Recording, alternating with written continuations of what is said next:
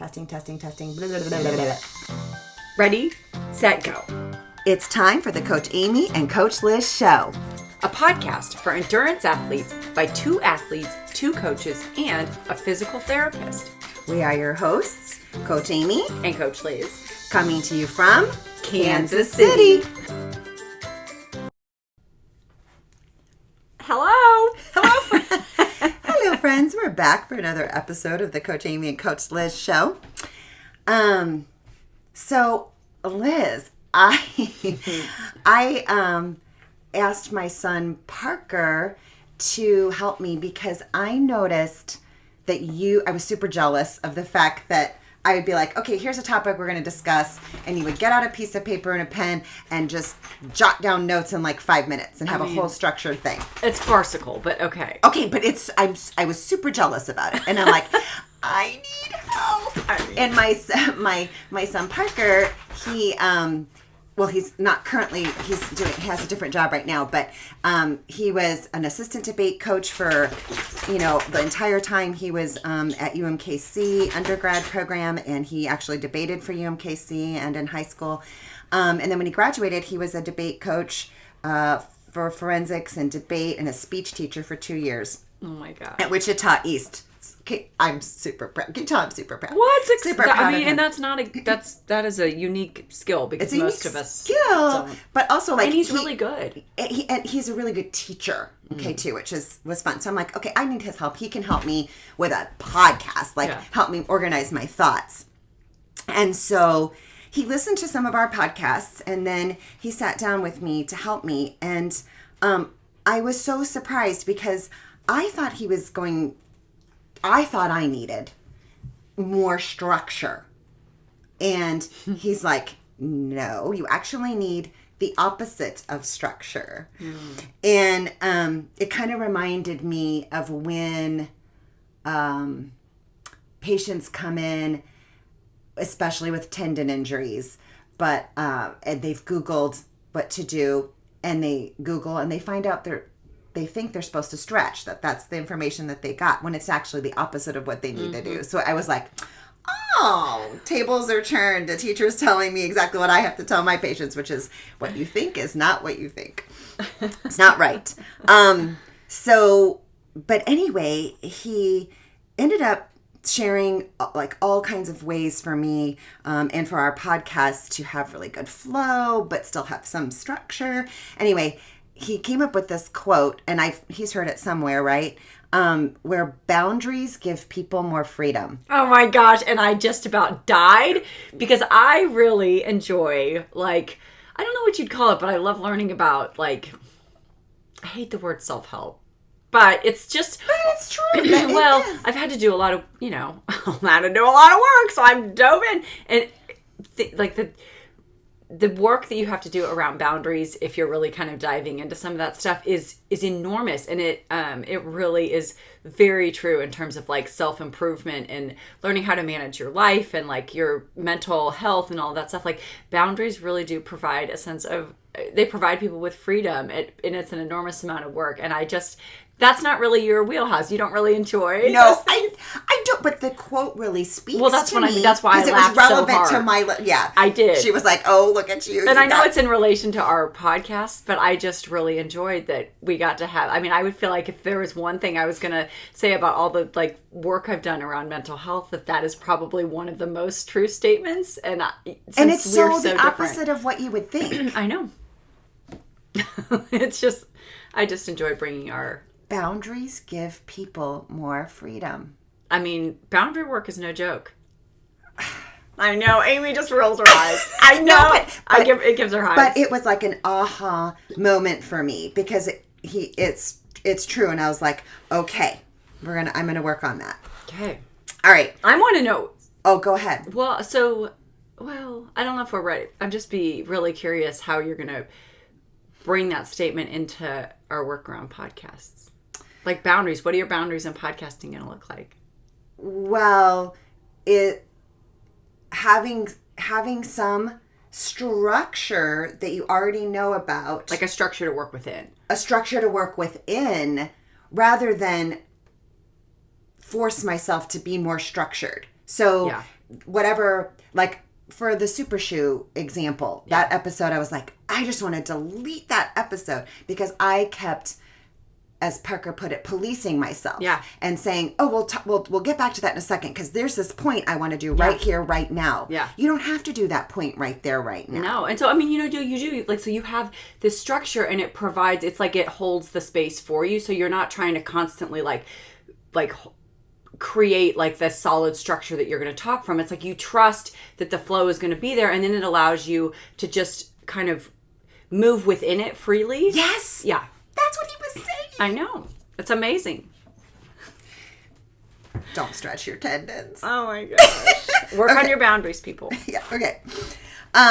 So our topic for today, we would like to share our first injuries that we sustained in endurance sport. So, Liz, you're going to pick one and I'm going to pick one. Okay.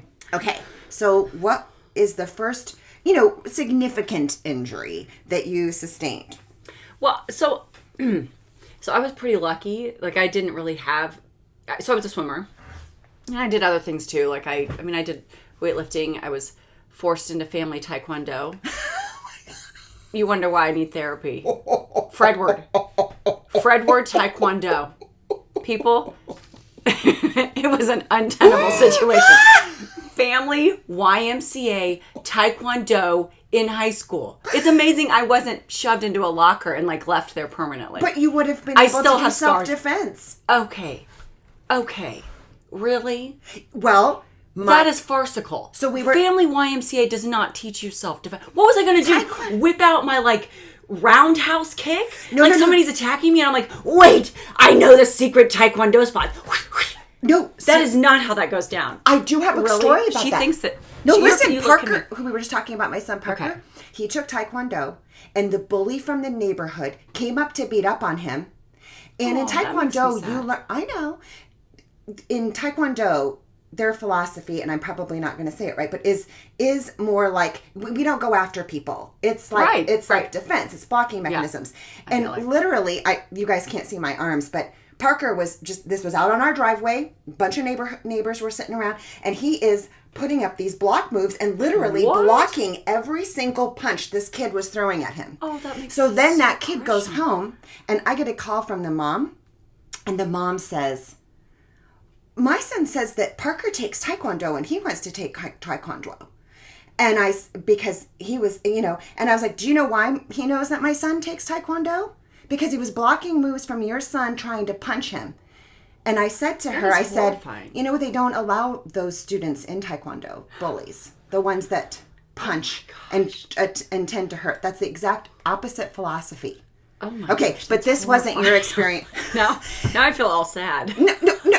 No, be happy because he had learned these defense moves and just automatically put them to use. Well, and he wasn't emotionally scarred or anything. He just, Really? No. Think about how many times kids are bullied and stuff.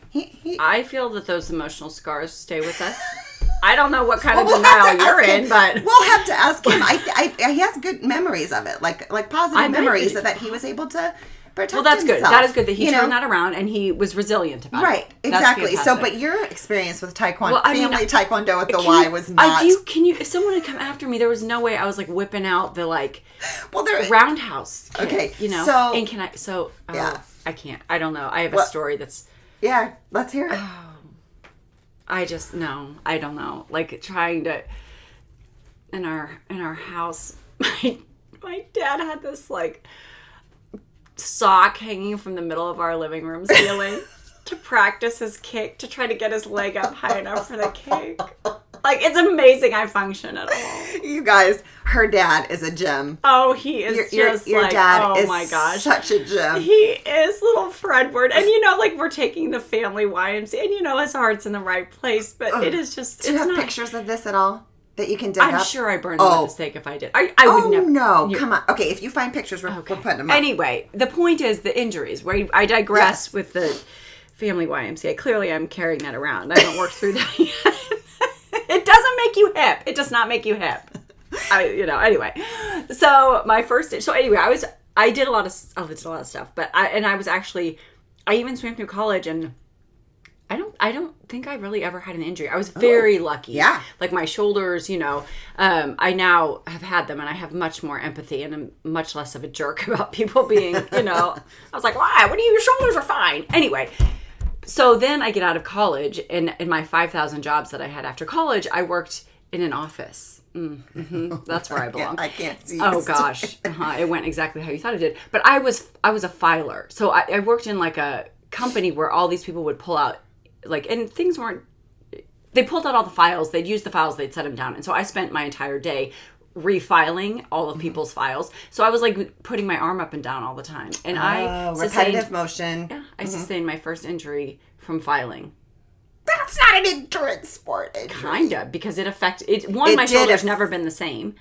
It's never been the same. And it did affect my swimming. I mean, I eventually, and let's be clear, no doubt that shoulder injury had been, you have imbalances that take a long time to show up. So no doubt that had been. And when you're young too, you can you power through. Right. Not necessarily powering through pain necessarily, but your body is just way more pliable. Way more. Right. So no doubt that had been coming. But I mean, truly, eventually I ended up with a torn labrum on that shoulder and it's never been the same, which again, I'm sure had a huge history and had been building. It just didn't like filing.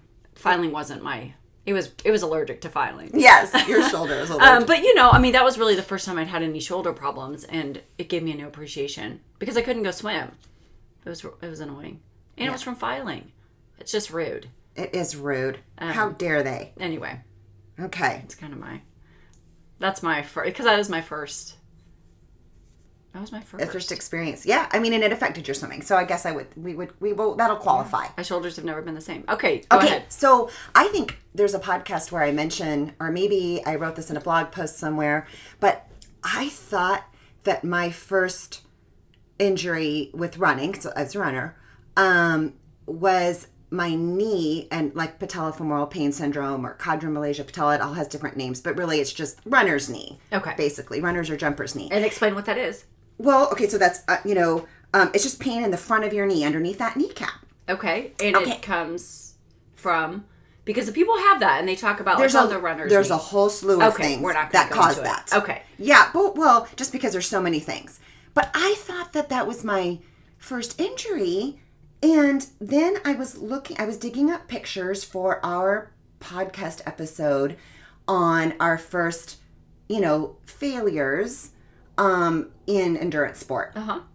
And as I was looking through the pictures, I was, and I was looking at the span of time, okay, well, the knee injury was, this date. And then I'm looking at these pictures, which is before the knee injury. And I've got, that athletic tape wrapped all around my left ankle. And I was like, oh my God, I forgot. It was my ankle sprains, my constant ankle sprains. Oh. And I was like, okay, let's rewrite history because we forgot. We blocked that out. And really, I have had an unstable ankle there forever. Yeah. I mean, and that's one of those things that, you can tape up kind of depending upon how severe it is and run through that versus the knee was like a stopper, right? But I feel like once you roll those ankles, they just seem like they keep rolling. Right. It gives me the heebie-jeebies. Well, here's why. Because those are ligaments. So when you sprain the ankle, it's a ligament. And it's really never does go back to the original tightness and support that it had initially. Okay. And if you have a grade 3 complete rupture tear, you have surgery. Well, that didn't happen to me. I was just repetitively turning over that left ankle constantly. Okay, well, what I never had back then was physical therapy for it. Because, while in the initial injuries, we never did the proper physical therapy so that as it was healing, the ligament fibers would align appropriately as it was, trying to heal. So, while the ligament may still always be a little bit longer, it still could have had its fibers lined up correctly. Because when they heal, they're patching it like a patchwork, and the fibers are going every which way, which isn't as stable. And then, of course, just developing strength and stability, the foot core. We could talk about that in another podcast, but all of those things. That was never, we just didn't have it. I was never sent for that. So, and it still continues to be a problem today but now I work on it. But if you think about all of my injuries have been on the left side. It was the left knee. It was the left hip labral tear. It's the left SI joint. And why? Because of that lack of stability in that left foot and ankle. Which is just bananas. And I mean, think about how many people, I feel like we all just used to rip the shit out of our ankles. Like you rolled it, it would blow up, it turned purple, and then you just kept on going. And now I think about we're all walking with like, it goes clear up the chain. It does. Yeah. And, some people, I don't know. It's unfortunate that, back then, I didn't see, it was you'd go to the trainer and you'd get taped up and you'd go. Well, I think that's what we all did. Yeah. And still, I mean, because it depends on if you have access to go, and do you have access to somebody who's good? I mean, I feel like accessing that care now, it may be available, but that doesn't mean it's accessible. Yeah. I love right now, in the last, 5 or 6 years, I've been getting a lot of referrals from some area running coaches, some of the high school teams. Mm-hmm. And then like maybe you get one kiddo from that high school team and you help them, and then all the other parents are like, oh my gosh, but my daughter or my son has this thing. Yeah. And then I see that patient. Mm-hmm. And it is so wonderful because beyond, even above and beyond like kind of what they came in for, it was like, okay, now we're seeing this evaluation. It's like, well, why did they have that injury in the first place? Yeah. Okay, maybe some training error mixed in with, oh, this person's not rotating in their spine like they should, and this is why her hip hurts or whatever. And then kind of addressing that and giving these kids at a young age that knowledge and understanding of how to save their body and have longevity in the sport. Yeah. So that has been super fun for me. I've enjoyed that. And that's a real shift. I mean, I feel like it's been interesting because when I coached cross country, gosh, it's been a minute. But when I was... Which team did you coach? I coached at Shawnee Mission North. Oh, okay. I did. I loved it. It's always a surprise. Oh, I coached swimming. Yeah, I knew you did and then that. I coached cross country. I didn't know about the cross country. I think I helped with track too. I would have loved you as my cross country coach. It was so fun. I have lots of thoughts from that. But it's just really been interesting because I remember my time there as a coach on staff, and I was an assistant and new, and swimming was really my thing. And so I had sort of my role was very, like, I wasn't in charge. I was just helping and following directions. So I didn't have a lot of influence. But now as I see kids, like, sometimes that are coming in, like, I have a couple that come in for massage who are high school runners, and talking with them or mostly their parents kind of about some of the differences in how high school coaches are now, like, approaching the development of their runners and just... and not in all the schools. I think it depends very much on the coach. It right? does. And there are some coaches that are wonderful. And I happen to have a couple that really have wonderful coaches and are aware of, like, rest and a proper build and all of these things that... Wait, recovery, right? And like, you need to be testing iron for these kids. And some of the strength training. Yep. Which is amazing. And I think these coaches are ones that, like, have run at a very high level themselves and are, and they're young enough that they were exposed to that kind of stuff. So my hope is that trickles down, because I think, you really can start eroding an athlete from a pretty young age. And if you're able to say, let's not only recover now, but teach you the value of recovery so you carry that forward and you don't just smash your body to shit, know? And like, you need iron and you need to address problems early, and rest is just as important as the work, and just a totally different mentality, which is just, it's really fun to see that. Yeah. And there's a coach in the area who's quite a bit older, and he's someone who is just constantly keeps himself updated on the current research. And I think that is invaluable. So there's some, for every good coach, there's a not so good coach, unfortunately. But and that's true in any profession. That's true. Right? Yeah. And different coaches there's work a for bell different curve. people. I mean, you shop around, you find people like, But within within the high school arena around in here, we're very lucky to have some really good coaches looking after these kids. Yeah. No, it's... And their teams do better. They actually do better. Yeah. They have healthy runners. And they're not injured. Right. So they're healthy runners. So what's our take-home message that this... What are we yammering on about?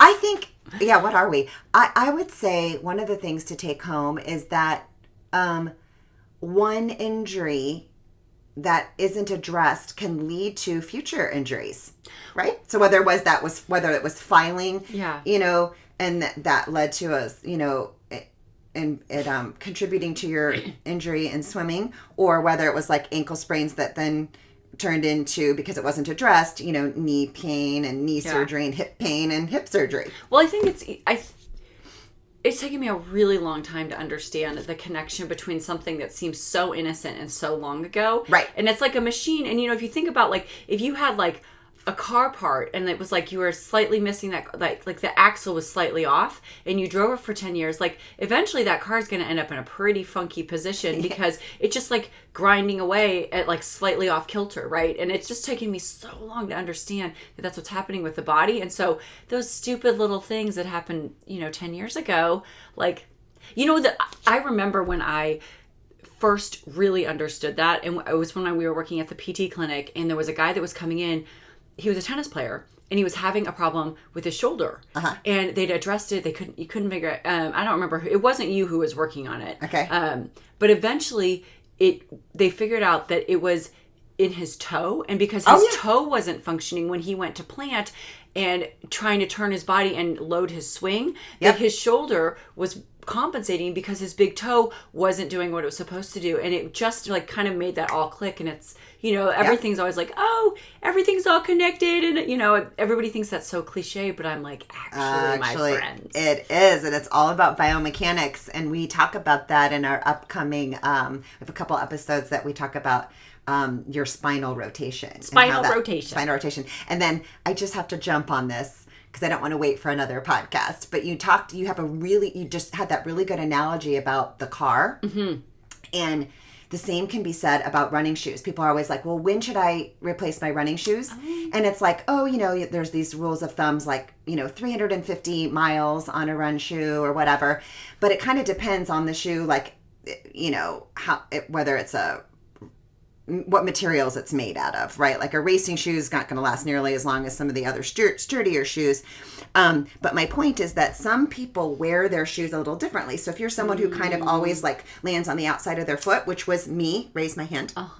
That sprained ankle foot, always supinated a little bit more, so it ran on the edge. And I would wear out the edge of that shoe. So this is kind of like the axle, right? Like, okay, but as I wore out the outside of my shoe on the left side of my left shoe just kept wearing down. Well, now it would tilt even more out to the left. And I would be more likely to sprain it. So I had to replace my shoes every 150 to 200 miles. I was going through them like every 2 months. Because of how you would wear it would actually start to make it perpetuate. Worse. Yeah, kind of like, so if your axle being off or whatever probably affected the tires and how they were rubbing, and then those tires were off, and then that would make it go off kilter even more and more and more and more. Interesting little fact. Interesting. And our take-home message turned into a whole other treat yourself podcast. Kindly. Yeah. Take care of your injuries. Okay, so little tiny quick fire. A quick fire. A quick fire closer. Are you a morning or a night person? Oh my gosh, this question. I'm like, I have a 50-50 chance of guessing what it is. Yes, you do. So I have to. This seems like it should be an easy answer, but it is not. What? Oh my God, we're gonna make it complicated.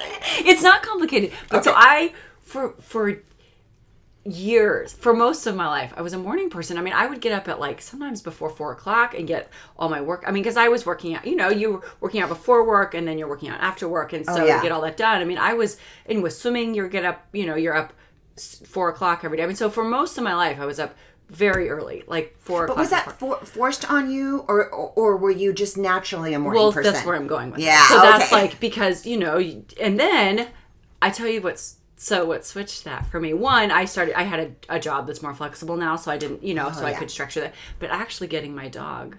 And I was like, there's like the morning with my dog. And I was like, and then I just sort of hit a point where I would say I'm not really, I like to take my time in the morning now. Like, I didn't used to value sleep.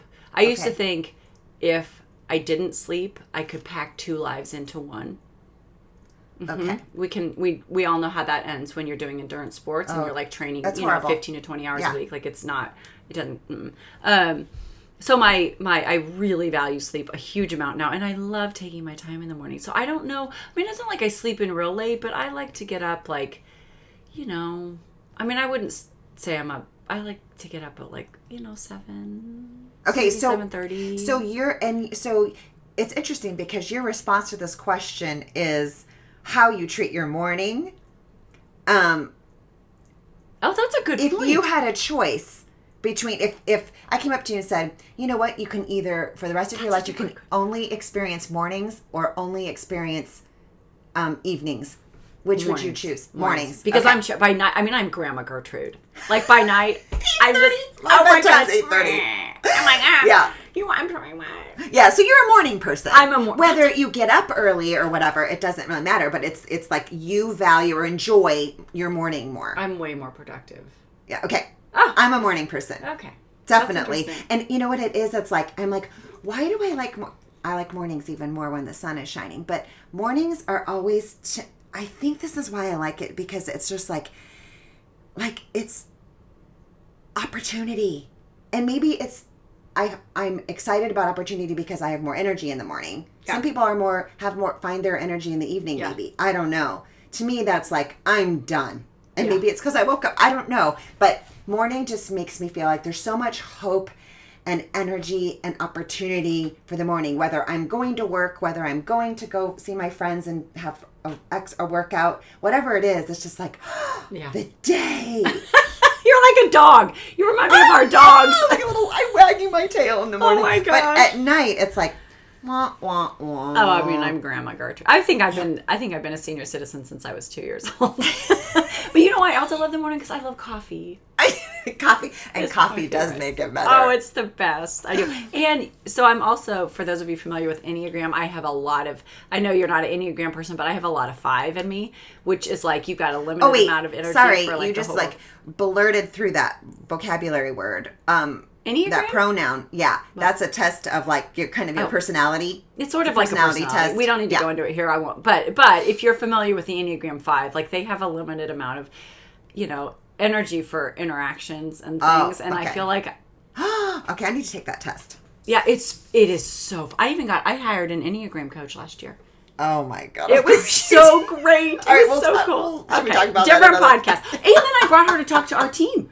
I heard about that. I heard about that from all your athletes. It's really interesting. Valuable. Yes. It is valuable. Get to know yourself. Okay, anyway, we digress. Take care of your bodies. Yeah. We are rambling. Take care of your bodies. Bye-bye. Time for bye-bye. God. Thanks so much for listening. And remember, we are in this together. Until next time.